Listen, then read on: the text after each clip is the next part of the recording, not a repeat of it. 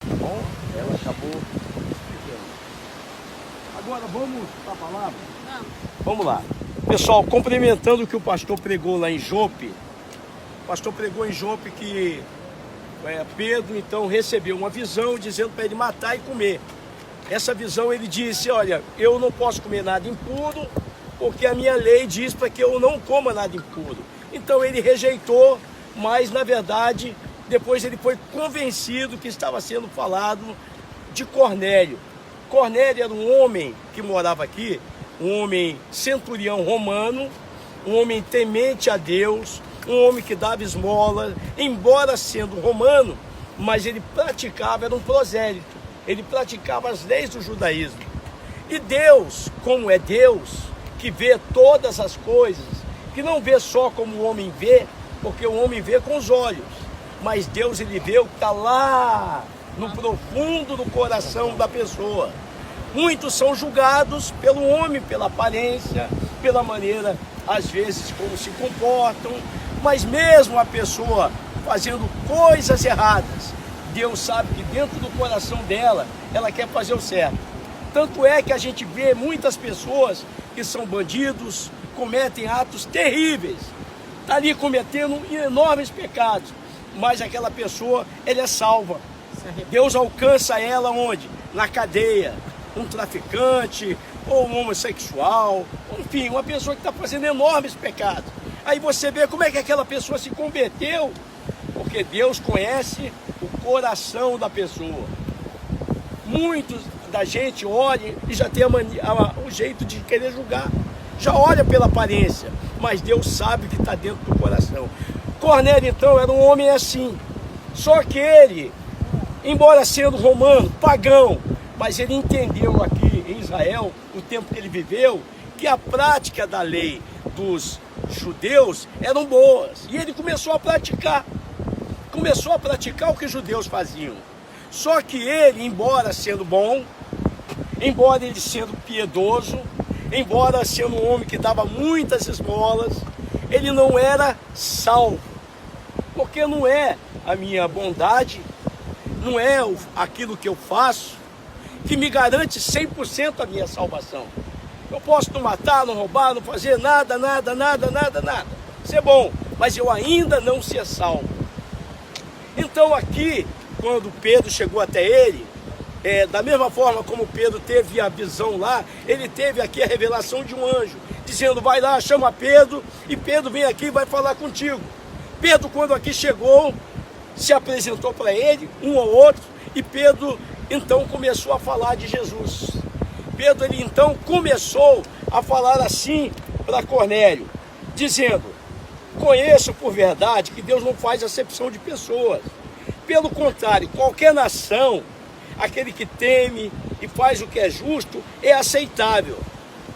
E Pedro disse, olha, Deus ungiu a Jesus de Nazaré. No entanto, ele não conhecia a lei. Ele conhecia a lei dos judeus, mas ainda não estava conhecendo quem era Jesus de Nazaré. Com o Espírito Santo e com o poder andou por toda parte, fazendo bem, curando os oprimidos do diabo, porque Deus era com ele, e nós somos testemunhas, Cornélio. E disse mais, e nos mandou pregar ao povo e testificar que é ele quem foi constituído por Deus, juiz de vivos e mortos. Jesus é juiz.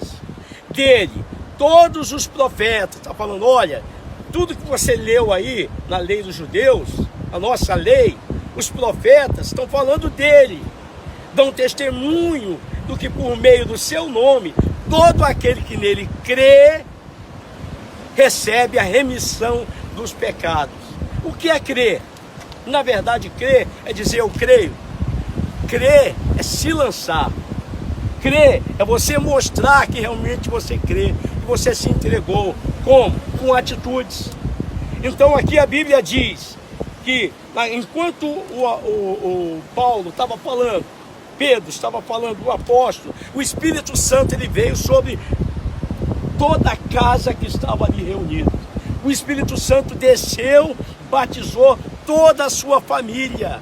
Olha que interessante, Cornélio era um homem bondoso, temente a Deus, E a sua família olhava para o exemplo dele. Toda a família seguiu a ele. Você vê a importância do testemunho familiar também. Tem pessoa que quer converter a sua família, o seu pai, a sua mãe, seu filho, não sei o quê. Todo mundo quer converter pela força. Mas não é pela força, é pelo testemunho. Se a pessoa não vê testemunho em você, você vai falar que é crente. Mas tudo bem, você vai falar que é crente, mas as suas atitudes estão comprovando que você é um crente em Jesus. As atitudes valem muito mais que palavras. Porque a pessoa vai querer, eu quero o Deus daquela pessoa ali. Porque o Deus daquela pessoa está mostrando Deus para mim. Eu quero ser diferente. Mas se eu não mostro ser diferente, como é que alguém vai querer me seguir, meu Deus? Ninguém vai querer me seguir. Eu tenho que ter esse testemunho. Então, ali, o que aconteceu? Cornélio mostrava para a família que ele era um bom testemunho. E Deus conhecia o coração deles e via na família dele um querer de se aproximar de Deus. Ele foi salvo naquele momento. Remissão dos pecados. No jurídico fala que remissão quer dizer extinção, perdão da dívida. Sabe o que é isso, pessoal? Tem pessoas que andam acusadas de um lado para o outro. Acusação na mente, acusação nos pensamentos. Aonde ela vai, por exemplo, tem uma mágoa. Aonde ela vai, a mágoa vai com ela. Aonde alguma coisa acusa ela, ela acorda, ela levanta. Sempre tem aqueles problemas, aquela acusação. Quando Jesus nos perdoa, acaba essa acusação. Acaba tudo, Ele nos perdoa dos nossos pecados. Nós não podemos andar com nada nos acusando.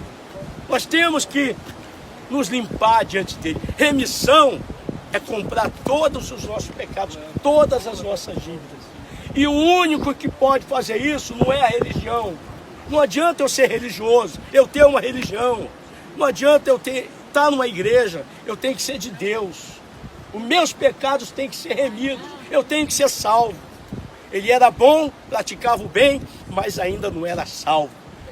Pedro teve que vir de lá para cá e dizer para ele: Pedro, Jesus morreu pelos seus pecados. Você aceita?